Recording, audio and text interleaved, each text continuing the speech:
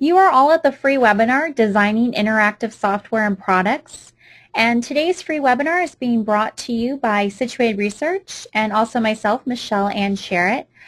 Situated Research is a company located about 45 minutes west of Chicago in a town called Naperville. And I currently am the vice president and co-founder of the company alongside with Dr. Sherritt, who is the president of the company.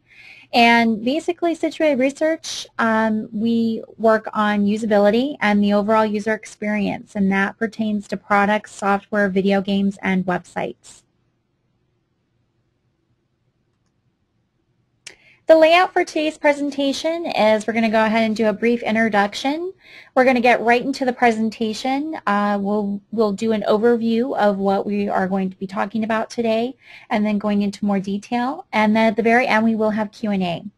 I do ask that throughout the webinar that you do type your questions in your upper right hand corner in your questions box as you think of questions.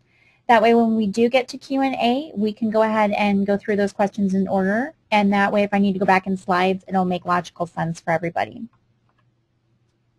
Today's webinar is going to be recorded, so if you have to leave early or if you know others who would benefit from this webinar, definitely go back to our website tomorrow and the recording will be made available. You can also visit us on our YouTube channel, which I'll give you the link to at the very end, where you can see all the recordings to all of our videos. You can also go to our website and go to our webinars recordings page where you can actually watch the video on our website and also have the description of the video underneath it. Again, write your questions during the webinar as you think of them, and of course, you know, as things sink in, you have more questions later on, maybe over the weekend, feel free to pop us an email at info@situatedresearch.com. Also, if you have any comments or suggestions for future webinar topics for Situated Research, please do let us know. All feedback is appreciated. If you had a good time and you learned a lot, send us a little message so that we can put that up on our website for a testimonial. That would be greatly appreciated. Again, we have almost 650 people attending today, so everybody is muted. And I hope that you enjoyed today's presentation. I like my webinars to be enjoyable and fun and a little interactive as well. So hopefully we're able to do that today. So before we get into goals, I do want to do a brief introduction. I told you a little bit about our company called Situated Research. We actually started Situated Research in 2008 after Dr. Sherritt obtained his PhD in Communication and Information Sciences, which is an interdisciplinary degree with many different subject matters.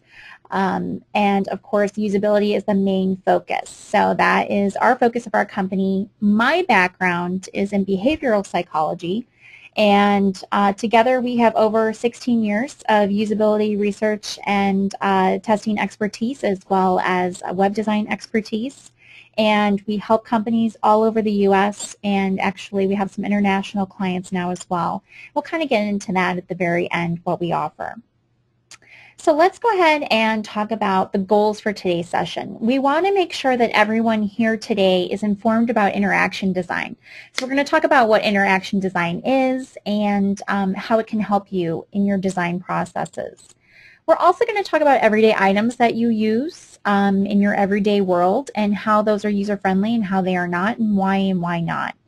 We're also, when we talk about that, going to discuss poor and good design. So we're going to talk about what each is.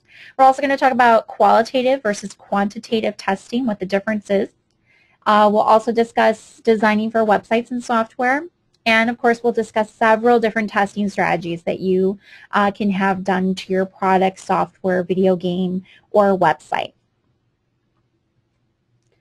So why are we doing this webinar today for free? A lot of attendees ask that all the time. And the reason why is because we are an expert within the usability field. We do usability research and testing all the time. We've done it for a while now. We're really good at what we do, and we're experts within the field now that Dr. Sherritt has his PhD. So along with that, we want to make sure that we spread our knowledge to companies that design products or software or video games or websites. And we want to make sure that those items are user-friendly, that they do have an ultimate user experience, that it's a good one. That way that users keep using your product or services or whatever you're selling or designing. we have a lot of knowledge and we want to inform owners of companies, design teams, and we want to spread that knowledge. We've also talked with current clients and potential clients, and they say, you know what, you have all this knowledge, you're giving me a lot of good information, you guys should put this in a webinar. And you folks requested it. We do a gaming psychology webinar that we have. We do a lot of webinars on websites and social media, and every webinar we discuss usability. So why not have a webinar focused on usability? So who is this webinar for? This webinar is for anyone who designs, produces products, needs a website or has a current website, or uses technology, iPhones, iPads, all of that good stuff we are going to talk about today. So before we can really get into anything, we need to talk about what is user experience design. Okay, so unless you're a usability expert or you're designing products all the time, you're not really familiar with this. So we want to help to educate you and to get you more familiar with the user experience design. When you are trying to design the ultimate user experience, you want to keep these key points in line. So you want to make sure that their experience, the user's experience, is memorable, it's enjoyable, it's fun, it creates excitement for the person who's using the product. It gives them a positive emotional connection to the product that they're using, and they want to use it again and again. You want to avoid difficult to use items at all costs. So you want to make sure that every part of your product, every part of your prototype, software, video game, whatever it is tested throughout the process of the design process. So from beginning to end, throughout every step of the way.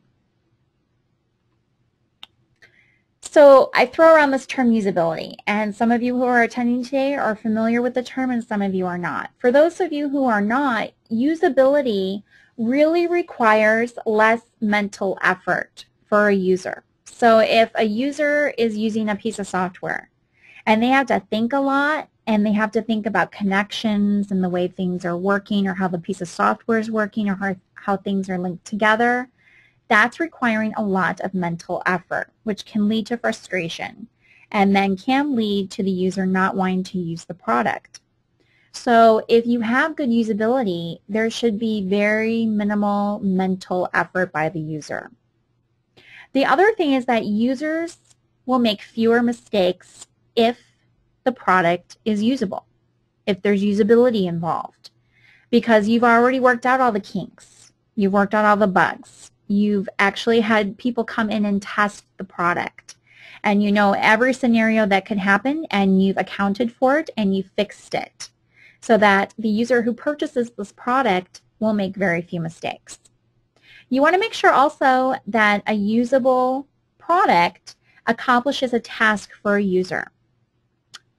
I can't tell you how many stories where software companies come to us with prototypes or actual pieces of software that they want to put out on the market or have already put out on the market, and users can't accomplish the tasks that they want by using the piece of software. So let's just say, you know, I purchased a piece of software to make graphic designs, and it's very frustrating. I can't use it. It's not very functional. It's frustrating, and I just don't want to use it anymore. Okay, so it hasn't helped me to accomplish my task. It's actually made my task a lot bigger and more problematic. So you want to make sure that your product is accomplishing a task. You also want to achieve a task quicker. So same scenario. You don't want your user to get frustrated and say, you know, this isn't even worth it. I could do this by hand and it would be better, or I can use this other piece of software and it would be a lot quicker. This piece of software is taking me way too many steps and I'm getting frustrated. You also, when you have a usable product, want to make sure that it's fast to learn how to use it. If you have a piece of software, for example, where you have to explain every piece of the software to the user, or they have to read a manual in order to use it. Video games is a good example as well, and the same thing with websites. A lot of websites that we get that we have to redesign are due to the simple fact that the information on the website is too hard to find, or the buttons aren't labeled correctly. So you have to scroll over the button and it tells you the meaning, or it tells you what to do next. You shouldn't have to be told what to do next. It should be very intuitive. That's a usable design. So you have to keep all of these things in mind. The actual definition of usability is the extent to which a product can be used by specified users to achieve specified goals with effectiveness, efficiency, and satisfaction in a specified context of use. So that's the actual definition of usability. So think of the things that you use in your everyday life. Anything from your home alarm system that you turn on in the morning to the watch that you put on your wrist when you leave for work, to the ATM machine that you use to get money for your lunch, to the calculator that you use to pay your bills, to the coffee maker that you use either at home or in your office to make your cup of coffee for the day. Fax machines, a lot of companies still use those. The navigation in your car, maybe you're a realtor or you are going to a location and you need to use your car navigation. Copiers and printers are very important. Parking meters, the internet. These are all items that you're using every day that has an interface, that has a usability experience to you. iPhones, smartphones, laptops, stereo equipment. When you get home, you want to relax. Your remote control. Now we have one remote control. It's a universal control for all of the devices in our home. Video games. Sometimes adults go home and unwind and play video games. You know, your TiVo system. You want to watch a show that you recorded. So these are all items that you use every day. And there's a whole lot more. But when I talk about everyday items that need to be usable and have usability involved within the design process, a lot of people go blank. And they're like, well, what do I use in my everyday life? These are a lot of the items that we all use every day. So the questions to ask are, do these products that we just talked about work all the time? Do you become frustrated with any of these products? Do you feel like throwing them across the room at sometimes? So I know for me, we have a universal remote for our living room for our gaming systems. So we have our Xbox, our Kinect, our PlayStation, let's see, our audio system, our speakers, surround sound, subwoofer, TV, the cable box. Everything's all into this one remote, and I always hit the wrong buttons, and I always turn something on when I meant to turn something off, and it's just a big pain in the butt. And sometimes I really do feel like throwing that remote across the room if it hadn't cost a lot of money. So, of course, Dr. Sherrod all the time has to show me and say, okay, you just hit this button and it'll take care of everything. But somehow I always mess it up. So, I mean, it shouldn't be that hard to use. And it's not just me. He sometimes messes up too. So it's not a woman thing. So some people say that, but it's not. So sometimes it works and sometimes it doesn't. It's the same thing, you know, when I use a parking meter in the city. I go downtown Chicago and I try to use a parking meter, and now it's asking for my credit card, and I put it in, and then it says, you haven't inserted your credit card. So I insert it again, and then it doesn't print me a receipt, and I'm standing there really mad because it's a business expense and I need that receipt. Who do I go talk to? There's no one to talk to. So there's a lot of frustration. So if you answered yes to any of these questions above, have you ever really thought of why you feel this way? Well, I have. And it's because these products are not user-friendly. They may have gone through some type of testing. Most likely it's just bug testing and functionality testing, but it didn't go through any usability testing. Otherwise, I wouldn't be frustrated and you wouldn't be frustrated. So what the heck happened? Well, they didn't keep the end user, you and me, in mind when they were designing these products. And that's the number one thing. If you are selling a product and putting a product together to help people and to make their lives easier, like this universal remote as an example, shouldn't you be doing user testing? Shouldn't you bring users in and test those products, not just for glitches and bugs, but overall user experience? Makes sense to me. Uh, you know, and they didn't conduct enough testing, or they didn't do any testing at all. So a little Darth Vader here saying, testing, I find your lack of tests disturbing. It is disturbing because it's like, okay, I want a universal remote for my whole living room system, for all of these different devices on one remote. I don't want to have 6 remotes on my coffee table.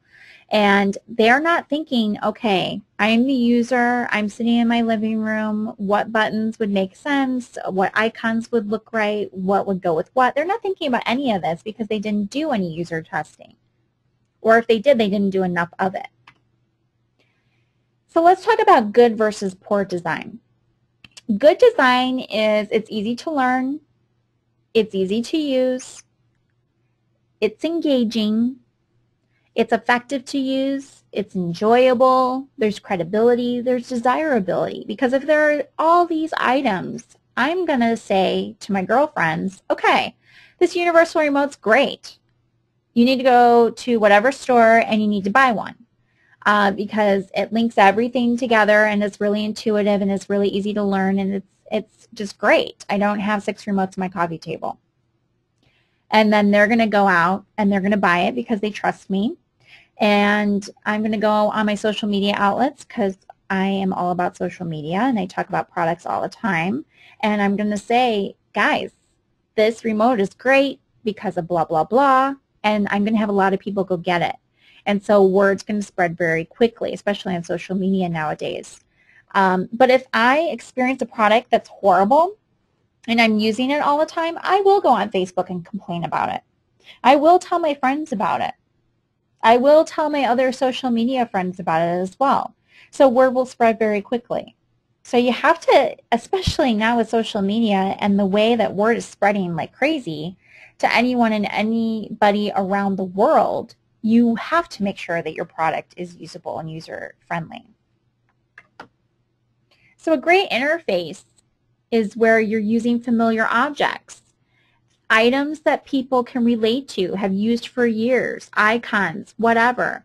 A great example is your telephone, the pound and star symbol. Everybody knows what those 2 buttons do. Those are universal symbols that we all know. You have to make sure that the product is aesthetically appealing as well. And, you know, that's your design team, but that's also bringing in users to get feedback of your prototype. Maybe it's hideous. Maybe they say, you know what, this would be a great remote for all of these devices in my living room, but it's ugly and I don't want this on my coffee table. You have to think about that. If you don't bring in users and you don't get feedback, you're not going to know that. You're going to be like, okay, well, this has everything and it controls everything and it functions correctly and there's no bugs and we're going to sell a lot of these and it's going to be great. You're not thinking about the user who's going to be sitting at home staring at this thing on their coffee table. So you have to think about all these things: one-step action, simple and elegant design, and less functionality. Less is more. So designing usable interactive products, you have to consider who is using the product. What's the age group? What's the demographic? For what purpose are they going to be using this product for? Are there any activities that the user will be interacting with the product? What are those experiences going to be like? Draw up scenarios. And the key question is, how do you optimize the user's interactions with the system? You have to look at good and bad and at what might help. And you have to listen. And you have to look at what's been tried and what's been tested.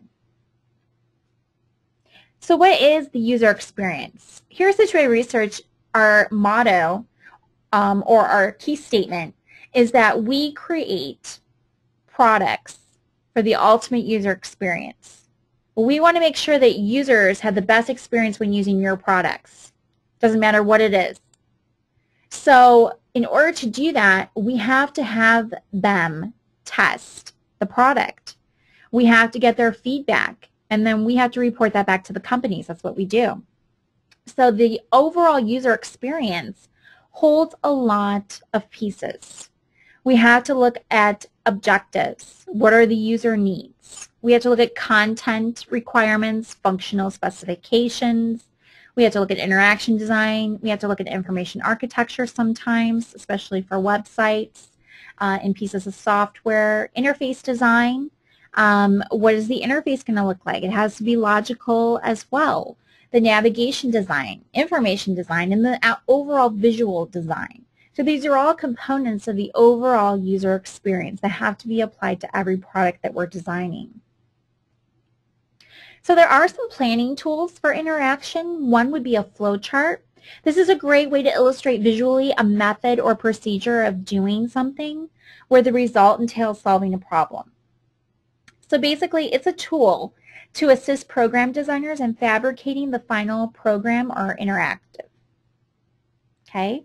We also do storyboards a lot. And storyboards are just a series of images displayed in order for the purpose of pre-visualizing any animations or motion graphics, screen-based graphics, etc.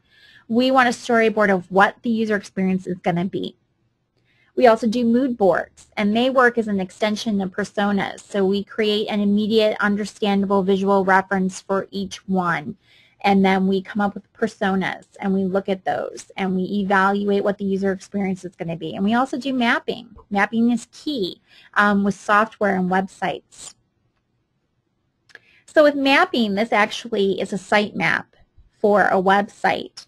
And so visually, our clients can see, okay, this is visually what my menu options are going to be on my website or my piece of software. And you want to make sure that they're not too deep because items will get buried, and you want to make sure that you're not giving too many options so the diagram isn't too wide. And so if you're not given this during the design process, or your design team isn't doing any sort of mapping if you're producing software or websites, it shows their lack of experience. And so you want to go to the company that has experience. And this is great for clients to visually see, okay, it is too wide. I'm giving them too many options. They're going to get confused. Or it's way too deep. Things are going to get misplaced and not found, and that's not a good thing. Then why even implement it in the piece of software or the website? Our main objective is to make a product easy, effective, functional, and enjoyable to use for the user's perspective. So let's talk about what interaction design is. Interaction design basically is creating user experiences. So we want to enhance the way we work, the way we communicate, and the way that we interact.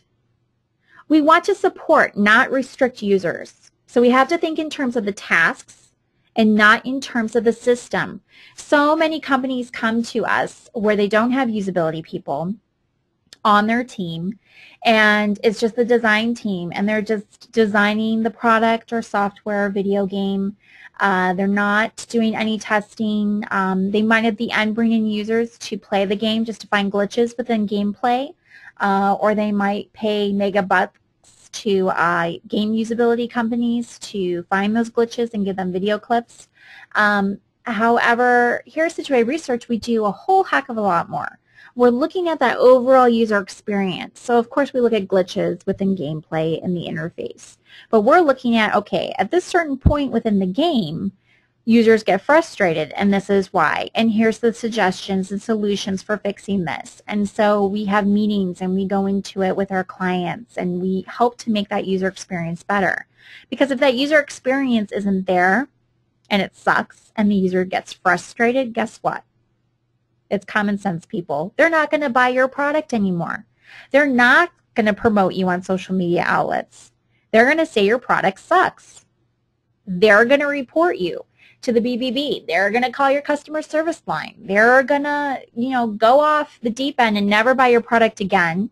May never buy a product from your company again. And you don't want that.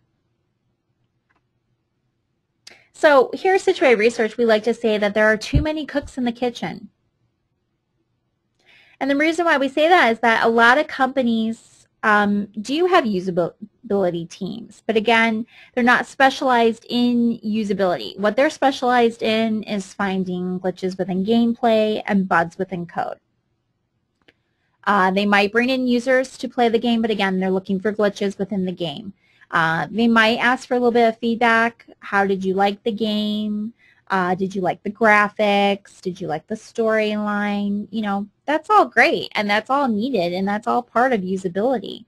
But they're not looking at the emotion, the connectivity, the way that the user is playing the game, within the gameplay, how are they interacting with the game? How are they interacting with each other if they're playing a video game together within a group? If it's a piece of software for a company, how is it helping their team? How is it helping that company, obtain their tasks that they need to obtain, their goals that they need to obtain? They're not thinking of all of this, and this is all very, very important. So companies will bring in who they feel are experts in different fields. And we say that's too many cooks in the kitchen. Why not just hire one expert? Why pay for all these salaries of people who really don't have expertise in those areas? Why not just hire one company, outsource your usability needs, and get that expert advice from a person who has experience in all of these different areas of usability, functionality, communication, psychology. I mean, you can go to our website and see the background of Dr. Sherritt. So there's too many cooks in the kitchen. There's 4 different team members looking at the same square, but each is seeing it quite differently. So the problems with that is that there's too many people, there's too many ideas, there's too much money being spent, and there's way too much time being spent when there's a more efficient way of doing it. The benefits are that the people have different backgrounds and they come together. So you do have that benefit. Or you could not waste your resources, your money, your time, and hire one expert to help you. The solution is that a company with less people but more diverse backgrounds. So our solution would be to hire Situate Research. Dr. Sherritt has an interdisciplinary degree in interaction design, informational architecture, communication theory, human-computer interaction, psychology, and a lot more. So definitely with all of those areas, we can look at your piece of software, product, website, whatever it is, have testers come in, videotape them in a natural environment, and definitely get you that rich data and feedback that you need in order to make your product better. So interaction design in the real world, we do a lot of website consulting. So with website consulting, there's a lot of branding. We look at the number of hits to the website, the customer return rate, customer satisfaction, all of that good stuff. Startup companies are really huge in this area, and mobile computing industries as well. What's involved? We want to identify the needs of the user. We also want to look at alternative designs and interactive versions of the designs. We also have a process, and we repeat that process over and over and over again. There are really basically 2 key characteristics to interaction design. You have to be involved, and you have to set goals. So usability goals can be effectiveness, efficiency, safety can be a concern, the utility, learnability, and of course memorability. So user experience goals are that the user is satisfied, they had an enjoyable experience, it was fun, it was entertaining if it was a video game, it was helpful if it's a piece of software that they use at work, it was motivating, it was aesthetically pleasing, it was creative, it was rewarding, and emotionally fulfilling, because users have to connect to the product. So just real quickly, this is just a diagram of usability goals that we just went over. So this is just a visualization of what we talked about. And in the center are usability goals, and all these things around them are the actual goals. And basically, it's just the ultimate user experience. Whatever you can do to create that, the more products you're going to sell, the happier your clients and users are going to be.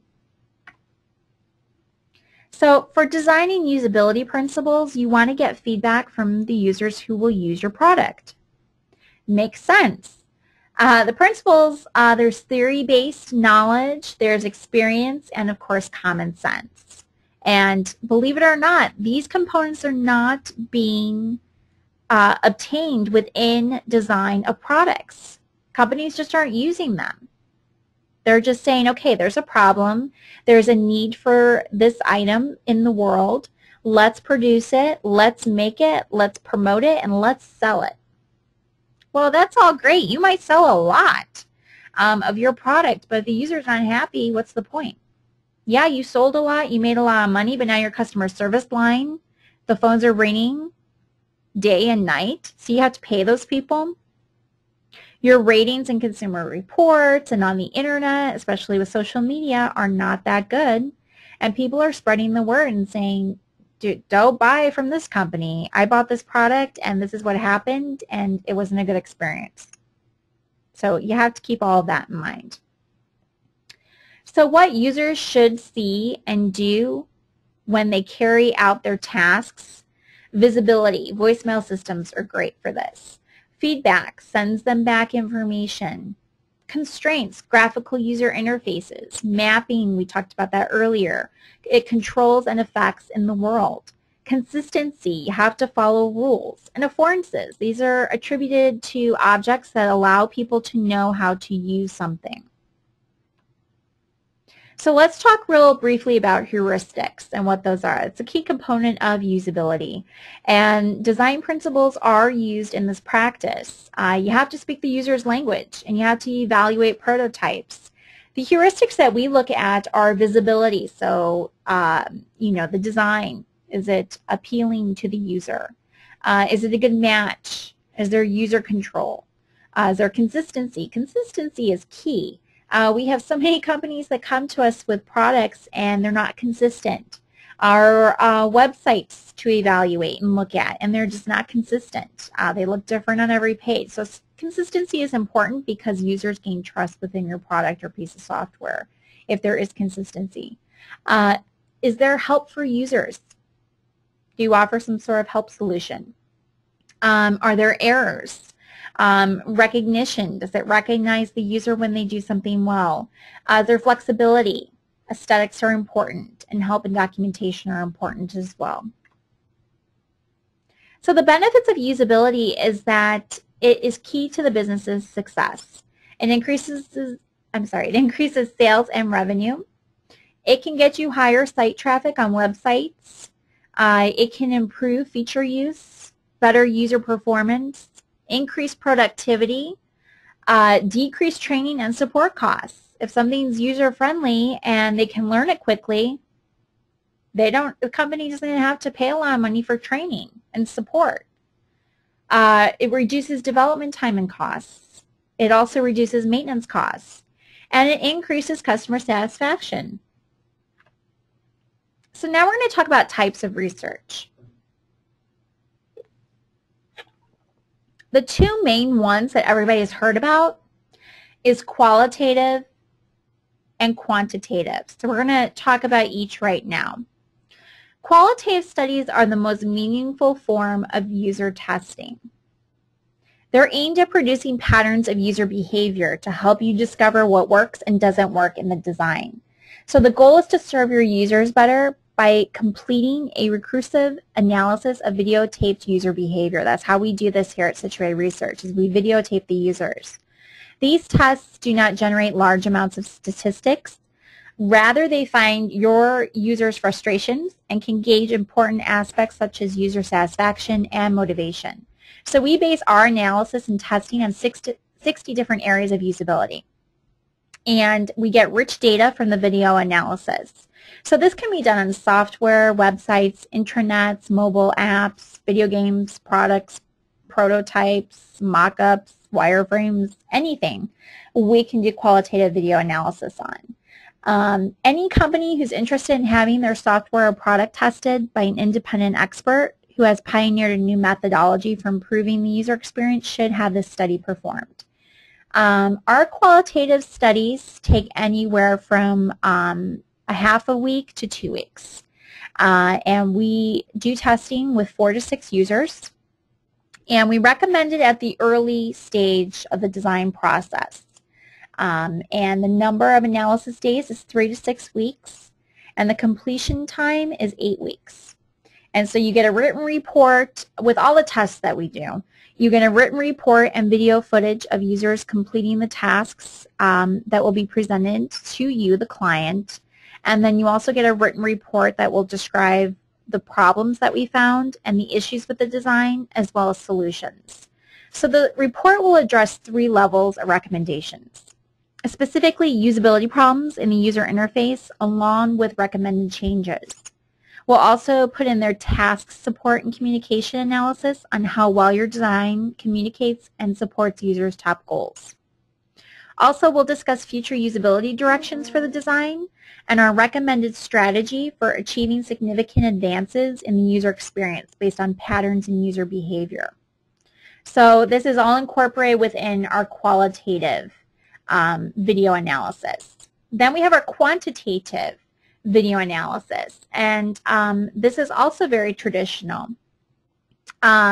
So we have where we go ahead and we aim at producing numeric indicators that report user performance or sentiment, and this is to gauge what works and doesn't work in a design. So the goal is to highlight design problems and successes so you can serve your users better. These tests rely heavily on statistical analysis and findings, and the findings are based on quantities, so they're based on numbers. And we base our analysis and testing on 60 different areas of usability, just like we do with qualitative studies. Again, anything can be tested, and any company who is interested in having their software or product tested by an independent expert should have this done.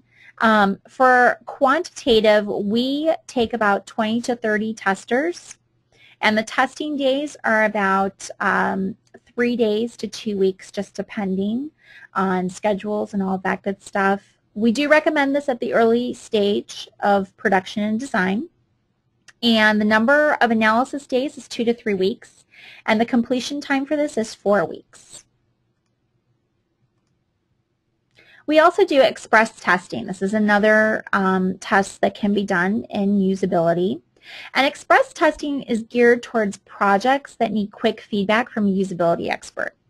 So this type of test is qualitative in nature, meaning that an expert will evaluate the experience of using or interacting with the product or prototype. So this study typically involves about a day of analysis with a fast turnaround time so that results can inform design quickly. This type of test works well with rapid iterative design methods, which we'll talk about a little bit later on, where iterations of a design can be tested with an independent expert to refine a design or to test multiple design ideas. And so with this, again, software, websites, mobile apps, video games, products, and prototypes can be tested. Any company who wants to improve their user experience quality by having their product or website tested by an independent expert should get this done. For this particular test, it's one expert, so it's Dr. Sherrick or one of our other PhDs on staff. The number of days of testing is 1 day. And we do suggest that you do this in the early stage of the design process. The analysis takes about 1 to 2 days, and the completion time is about 1 week. So next is early design testing. And for early design testing, what we're looking at is a test that's designed to help test design concepts on prototypes or mock-ups near the beginning of the design phase of a product. So these tests can be combined in conjunction with whiteboard sessions where clients of Situated Research can help brainstorm ideas with their development team. This type of test also differs from express testing, and then actual end users of your product, software, or website are brought in to interact with your design. So our moderators can fill in hypothetical functionality if the design is not yet functional so that the test subjects, the users, have an idea of how the system interaction will feel. Again, software products, mobile apps, or websites can be tested here. And any business that wants to ensure that their final product is well accepted by users, is efficient and easy to use, should consider early design testing to inform early stages of design. Because this type of study, it can provide designers quick feedback on their design from actual end users of the final product. So here we use about 5 testers, sometimes a little bit more. Testing takes about 1 to 3 days. Again, recommended the early point of design, so prototypes to throughout the final design. The number of analysis days is 3 to 5, and the completion time for this is about 1 to 2 weeks. Now the next test that we talk about is rapid iterative rapid iterative testing. And rapid iterative testing involves several rounds or iterations of testing so that subsequent designs can take advantage of usability findings from previous rounds. So it's a high usability that's used and achieved by repeating and informing your design team so that successive iterations build upon the successes and pitfalls of the previous iteration. So depending on the product being designed, a few iterations will typically result in a satisfying user experience. Rapid iterative testing can be combined with parallel design testing to gauge several competitive designs during a single iteration. So these forms are successful iterations which merge the best features from the competing designs. Again, any product, software application, video game, or website can be tested. Companies that should use this test are companies that are developing products from scratch, where lots of flexibility is available to designers. They should be considering rapid iterative testing to ensure that the final product is accepted by users. Remember that by involving users through successive iterations of design, a highly usable product with an enjoyable user experience will be achieved. And so for this particular testing, we use about 10 to 15 testers. Testing takes about 2 to 5 days. We recommend this again at the early design stage all the way through the final design stage. Number of analysis days is 5 to 7, and the completion time is 2 to 3 weeks. Next is the single feature review. Now the single feature review is an in-depth detailed analysis of a particular feature of a product that needs expert review. So the nature of this test is highly contingent to the product being tested, but will involve a usability expert gauging a product's usability and overall user experience. So this analysis will be based upon a unique proprietary method of usability research that we do here at Situated Research that does incorporate over 60 areas of usability. So again, almost any product, video game, software, mobile app, or website can be tested. Examples may include a particular function on a website, some functionality within a software application, or a particular level of a video game. Ergonomic testing can also be done, or other usability tests could be applied to analyze physical products as well. Product interfaces such as car navigation systems or on-screen menus on a television will be prime cases as well for this particular test. So any manufacturers and developers know that the way to sell products is to create something that is enjoyable to use. So if you have a product, software application, or website that relies on happy users to sell something or to provide something enjoyable to use, this test is for you. Frustrated users will not only bombard your customer service support line, but will risk lost sales and word-of-mouth advertising. So just keep that in mind. To do the single feature review is one expert. So again, Dr. Sherritt or someone else on our team will be doing that research. The number of testing days is 2 to 5. The recommended stage is at the prototype stage through production. The number of analysis days is 2 to 5, and the whole completion time will take anywhere from 1 to 2 weeks. The next review that you can do is an expert design review. So an expert design review is an in-depth qualitative analysis of an entire product that needs review by an independent expert. So in this case here at Situated Research, it would be Dr. Sherritt. The nature of this test is highly contingent to the product being tested, but it will involve a usability expert gauging a product's usability and overall user experience. So we're going to find out how and why users behave while interacting with your product. This analysis is based upon a unique proprietary method of usability research that we do that does incorporate the 60 areas of usability.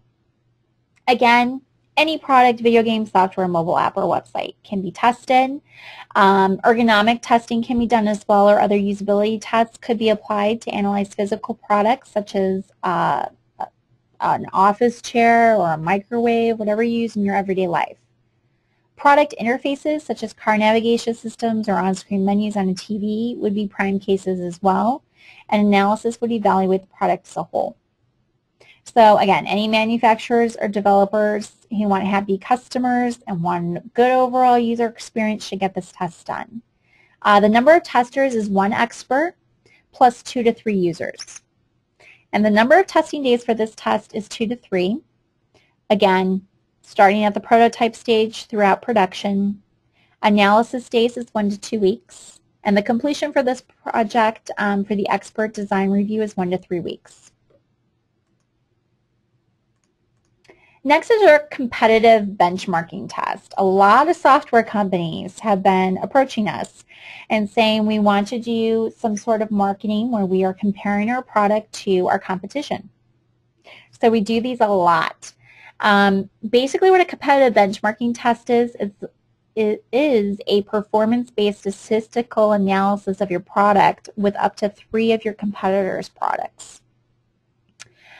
This test is quantitative in nature, meaning that numeric indicators are produced to indicate user performance or sentiment and gauge what works and doesn't work in your design.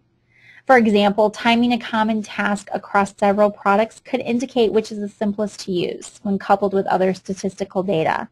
The goal really here is to highlight the design problems and successes you can serve your users better with. So these tests rely on statistical analysis, and findings are based on quantities, so numbers, so you can see how your product compares with your competition. Again, most websites, software, mobile apps, video games, and prototypes can be tested. While performance is an interesting data point for measuring efficiency, it also affects satisfaction, such as if users get frustrated while using the product. So several variables can be tested in conjunction across a pool of users to generate meaningful data on how your product performs and why that data affects the user experience. Some products have steeper learning curves than others. So who should use this study? Products, software, and most websites require steps in a process for users to accomplish a goal. For example, when a user visits a website, they may have to perform several scans and clicks to find what they want on the website. So in these cases, common tasks can be analyzed with a competitive eye to ensure that your product outperforms competitors. So maintaining market-leading usability not only grows market share, but insights from this type of study will make it that much harder for your competition to catch up with you. So the number of testers for this one is we have about 40 plus testers come in. It takes about 2 weeks to complete the testing. Again, this is at the prototype stage through the product launch. The days of analysis is about 2 weeks, and the completion time is 4 weeks to complete. Next is comparative design. And so this is just a research that we can do using qualitative study. So comparative design research is a qualitative study of your product's usability and overall user experience. So it's similar to an expert review. However, we have up to 3 of your competitors' products that we are using as well. So rather than a performance-based statistical test where it details patterns of interaction, they are recorded and analyzed on a smaller set of users. So this type of data is very rich and meaningful because we're using a smaller set of users. And we can inform design by highlighting how and why users behave the way that they do. And again, we do use those 60 areas of usability in our proprietary method of doing usability research. Again, any manufacturers and developers can use this form. And the number of testers is 1 expert with 2 to 6 users. So the data is going to be a lot richer because we're using smaller users. The number of testing days is 1 week. Again, we recommend that we are involved from the beginning prototype stage, brainstorming stage, to the product launch. That's where you're going to get your effective bucks on this. You're not going to spend a lot of money. You're going to have a good product, and you're not going to be spending a lot of time and money doing so. The number of analysis days is 3 weeks, and the completion time is 4 weeks. Another study that we can do is information architecture study, and this is mostly for software and websites. An information architecture study is a detailed analysis by an expert of the overall usability and structure of your website or software. Information architecture, or IA, refers to your site's navigation, labeling schemes, and overall organization. So usability is highly contingent on good IA, and it affects the ease in which users are able to locate information or fulfill their needs while using your website or piece of software. So an IA study will examine in detail both the content and organization of your website or software. This ensures that the ease of use, site functionality, and tests that users' goals are being met. So again, websites, intranets, mobile apps, web prototypes, and software. Who should get this study? Anyone whose live or published websites can gain valuable feedback, as can those in the middle of a redesign to ensure a successful final product. Websites are representative of a business, and poorly designed websites can result in a loss of confidence in potential customers. So with a well-organized, logical designed website or piece of software, you will paint a professional, attentive, and trustworthy image to your customers. When users get frustrated, they typically abandon a website in favor of a competitor, which can cause word-of-mouth advertising or sales. On the other hand, satisfied users are likely to convert to business, which will help your bottom line. So with this study, it's one expert, Dr. Sherritt. Testing is 2 to 3 days. We asked to come in from the beginning stage throughout the whole process. And number of analysis days is 3 to 6 days. And the completion time is 1 to 2 weeks. We also can do SEO evaluation. So search engine optimization evaluation is just a detailed review of your website's search engine optimization, or SEO. And this will determine how your website ranks in search engines like Google. This is part of usability.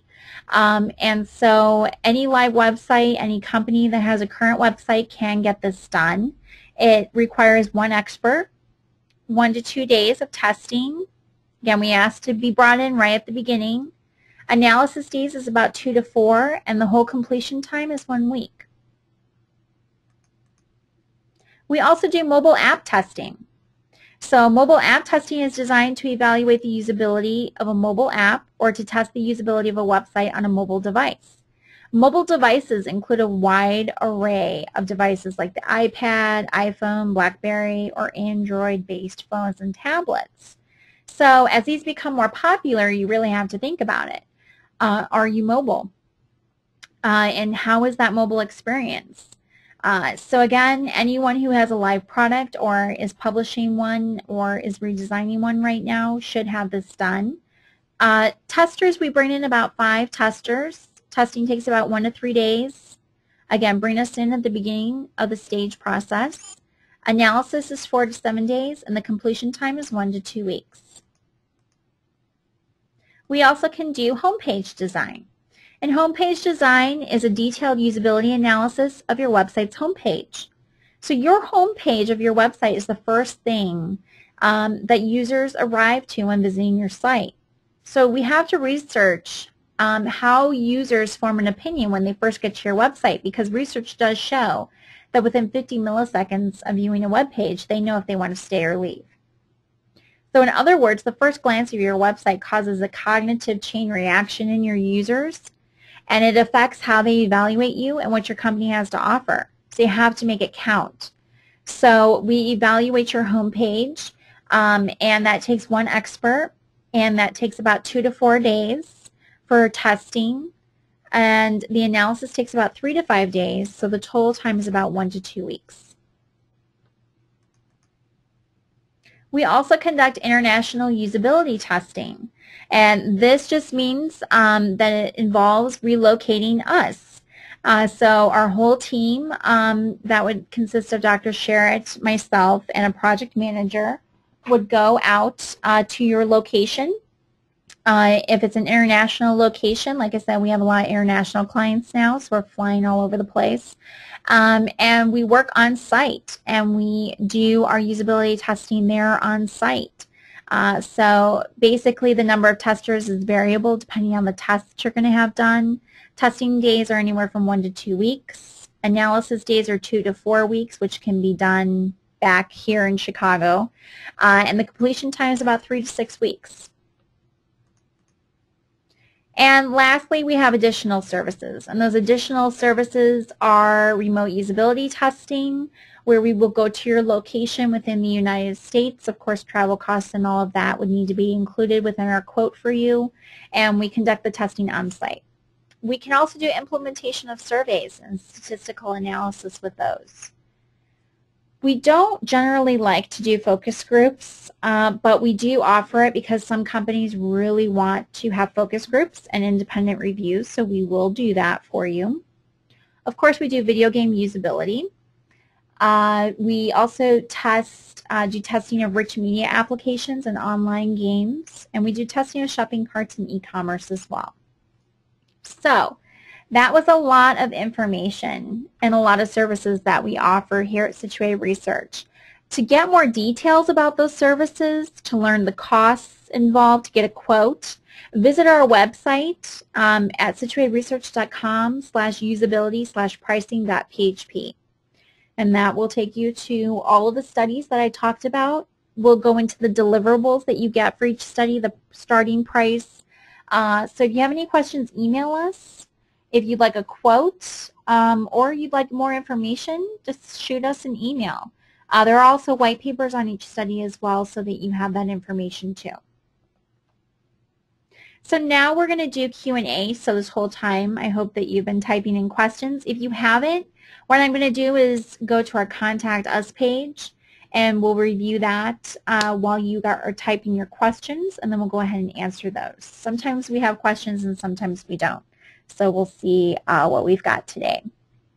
Okay, so I'm going to leave you with our contact information. Again, we are Situated Research, located just on the outskirts of Chicago. Email us if you have any questions or would like a quote or more info. Give us a call if you want to discuss anything. Visit us on Facebook, Twitter, LinkedIn, YouTube, and our blog. So let's go ahead. I'm going to leave this up. It is 4 o'clock. I'm going to leave this up for the next 2 minutes for you and see if we have any questions. Okay, so I don't see any questions at all. Just a lot of people writing comments saying that it was a good webinar and that they got a lot of good information from it. Just remember that if you are interested in a study or need more info, just email us at the email address here or give us a phone call, and we'll be more than happy to assist you. So I want to thank you all again for attending this afternoon's webinar, and have a great afternoon. Thank you.